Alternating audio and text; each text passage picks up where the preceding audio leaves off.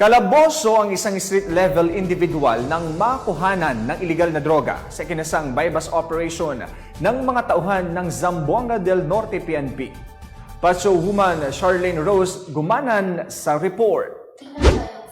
1,000 halaga ng shabu ang nasabat sa suspek sa bypass operation ng Zamboanga PNP. Kinilala ni Police Major Dominador M. Dalion, Chief of Kutalak Police Station, ang naarestong suspek na si alias Abi, 40 taong gulang, walang asawa at residente sa Barangay Cocob, Kutalak, Zamboanga del Norte. Ayon kay Police Major Dalion, bandang 1:00 ng umaga nang mahuli ang suspek sa Purok 3 Poblacion, Kutalak, Zamboanga del Norte na nagresulta sa matagumpay na pagka-aresto sa suspek. Dagdag pa ni Police Major Dalion na kumpiska sa suspek ang 12 pirasong transparent plastic sachet na pawang naglalaman ng hinihinalang shabu. Isang 500 peso bill na mark money na may serial number MY892139, 1 backpack at iba pa. Sa kabuuan, ang nakumpiskang droga ay tumitimbang ng humigit kumulang 10 gramo na nagkakahalaga ng 68,000 pesos. Mahaharap ang suspek sa kasong paglabag sa RA 9165 o Comprehensive Dangerous Drug Act of 2002. Sa kasalukuyan ay nasa kustodiya at pangangalaga ng Kutalak Police Station ang akusado para sa tamang disposisyon. Patuloy na pinapaigting ng Zamboanga PNP ang pagpapatupad ng batas na isa sa 5 focus agenda ni Chief PNP para sa mas maayos at mas epektibong pwersa ng pulisya sa ilalim ng aggressive and honest law enforcement operation. Serbisyong nagkakaisa na siyang susi upang makamit ang kapayapaan sa bansa. Tinitiyak ng buong hanay ng kapulisan ng Zamboanga del Norte Police Provincial Office sa ilalim ng pamumuno ni Police Colonel Glenn M. Dulawan, Provincial Director, ang pagbibigay katuparan nito sa tulong at suporta ng komunidad tungo sa bagong Pilipinas.